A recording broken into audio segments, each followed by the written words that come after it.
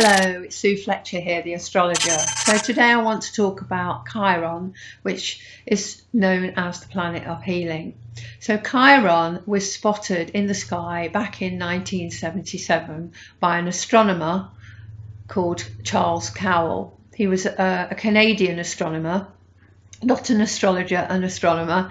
And yes, and at that time it was just when alternative therapies were coming into the fore, really.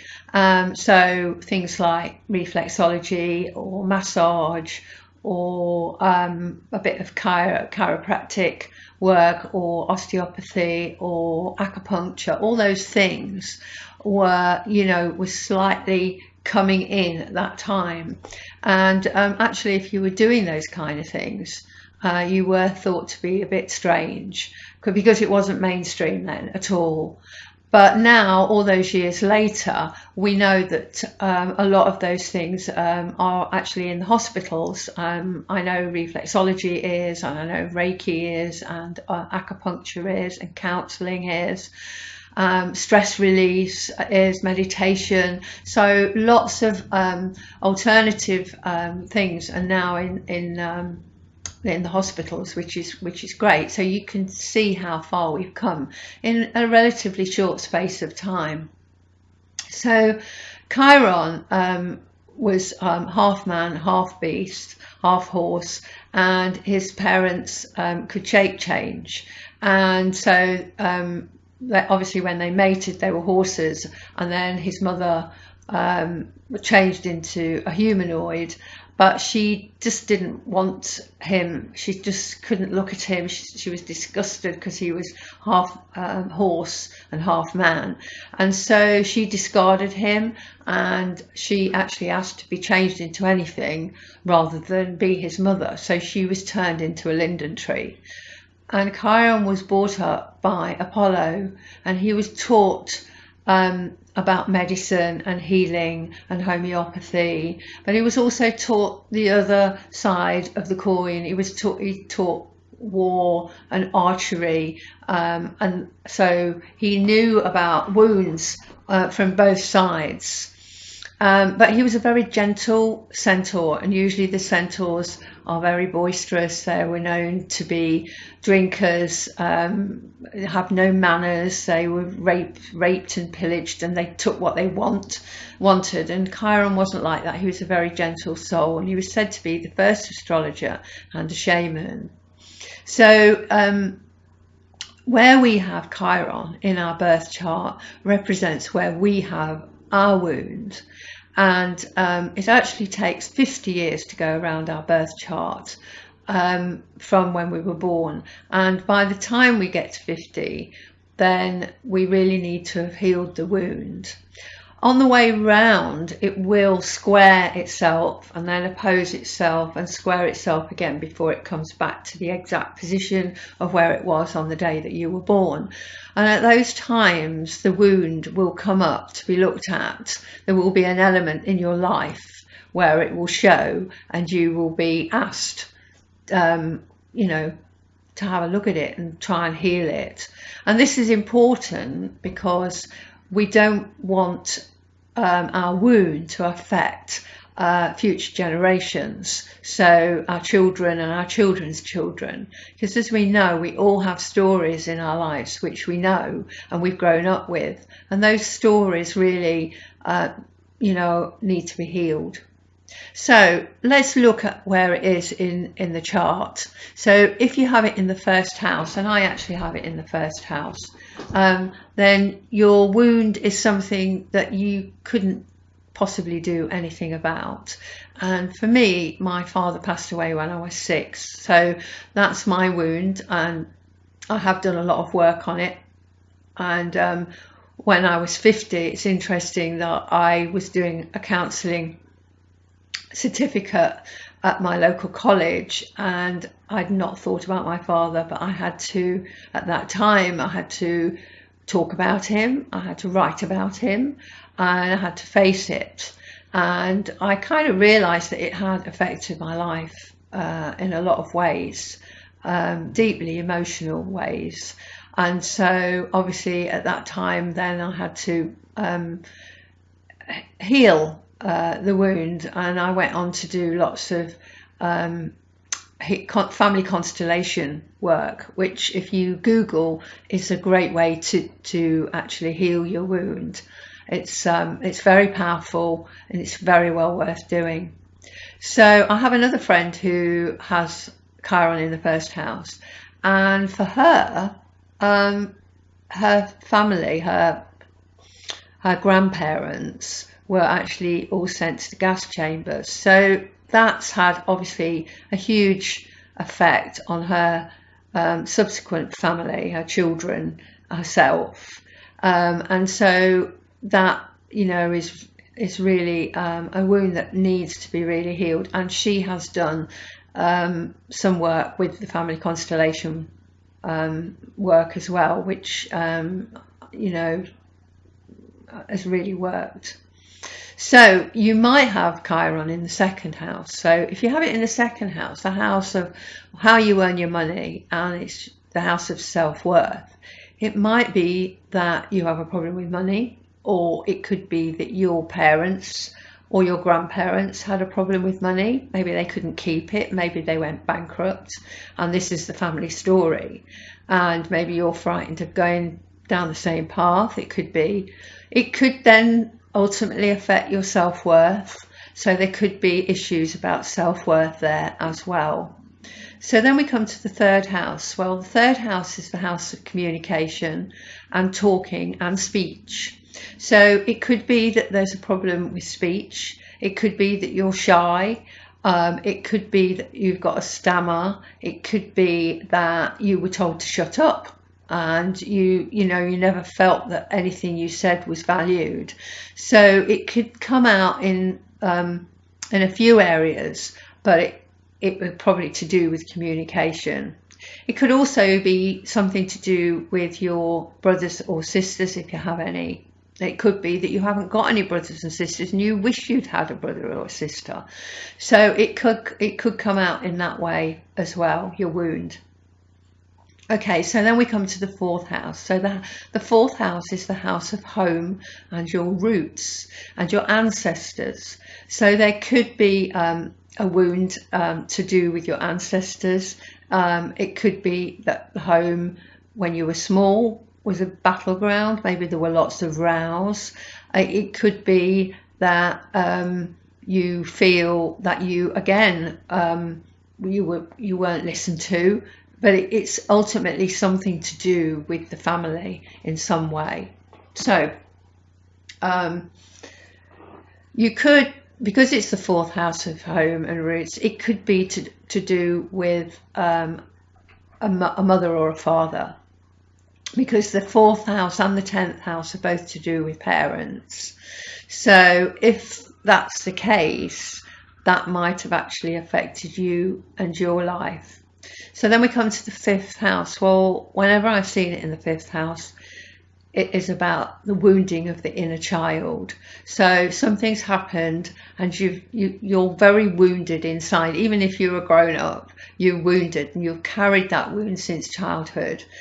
And once you've cleared that wound, then maybe you go on to help other people with if they have a wound, or if they feel that they were persecuted when they were small.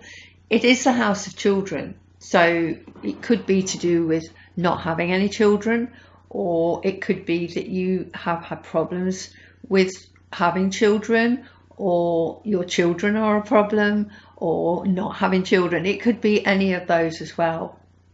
So then we come to the sixth house. So the sixth house is the house of home, of work and health.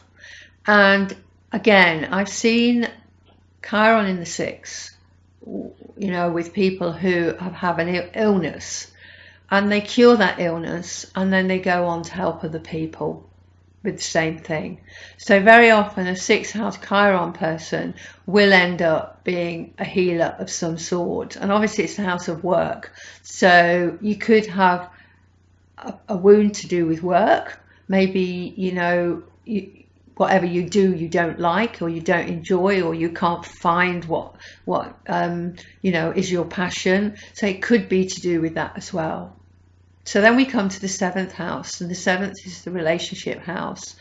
And again, I've seen this in people's charts who have problems with relationships, and this could be either sex. So I know somebody who's a male, and he's had problems with men taking from him, pulling the wool over his eyes, taking money from him. They've been in business together. But I've also seen problems with people with relationships with like their partner as well, and it's like they've come to learn about relationships, and once they stop making the same mistakes, because maybe they're quite trusting and then they get taken for a ride again, if they learn by their mistake and they heal their wound, then it doesn't happen anymore.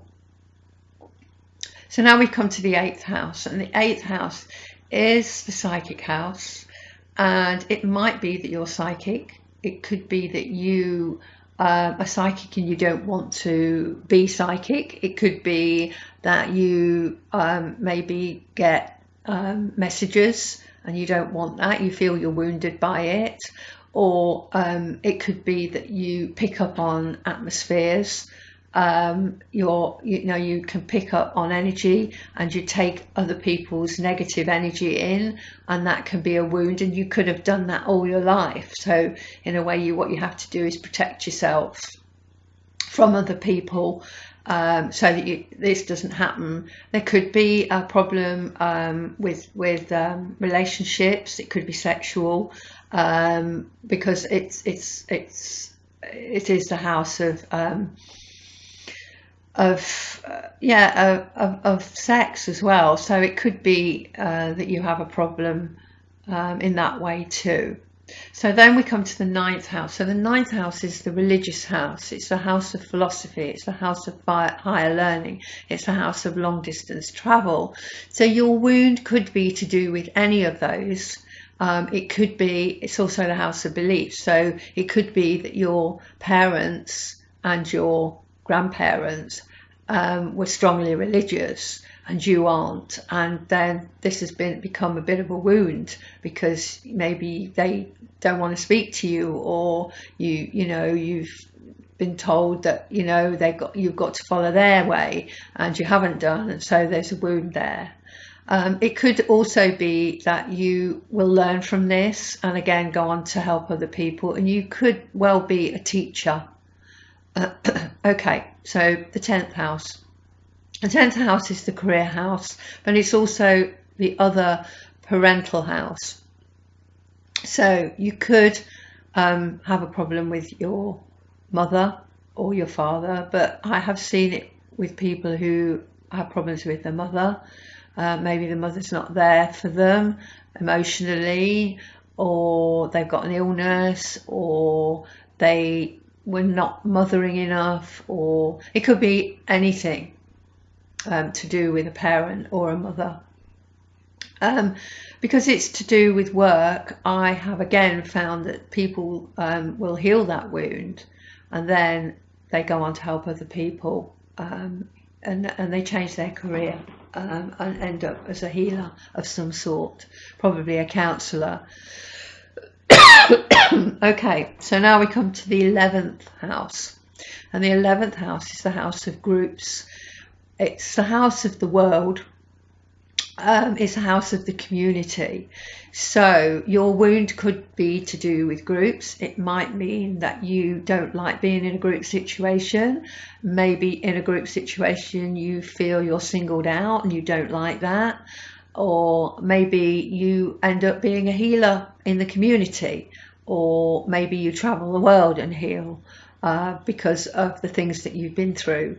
So the idea is that you have the wound and then you heal it, and then you go on to help other people. I think you can see the way it's going.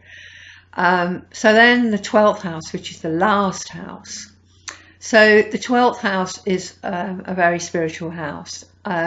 the wound could be that you feel isolated. You might feel like you're the victim, and that you feel that you're persecuted in some way. So it's very important that you turn this around, that you're not isolated, and that you don't look at you don't think to yourself that everything always goes wrong, because this is a possibility with the 12th. But again, once you've sorted your wound out, spiritual healing and healing through the hands is really strong for people with the 12th house Chiron.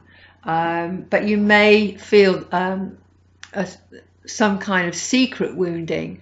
The wounding may have happened when you were a child, and maybe you've not said anything to anybody. You may have dreams, but definitely I think with the 12th house Chiron, you've brought healing with you into this lifetime to be used. Now obviously, unless you have your chart looked at by somebody, you don't know where your Chiron is, so you could make a guess from what I've said. But as I said earlier, it is really important that we forgive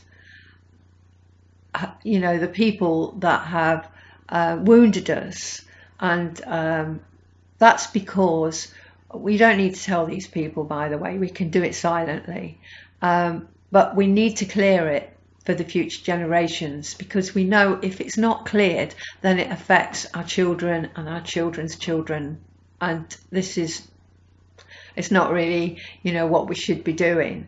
So it does take some courage to look at your wound and go and heal it, but it is like a weight has been lifted off your shoulders once you've done it. So I hope that's helped, and I will be back again at a future date, but for now, this is Sue Fletcher saying bye for now.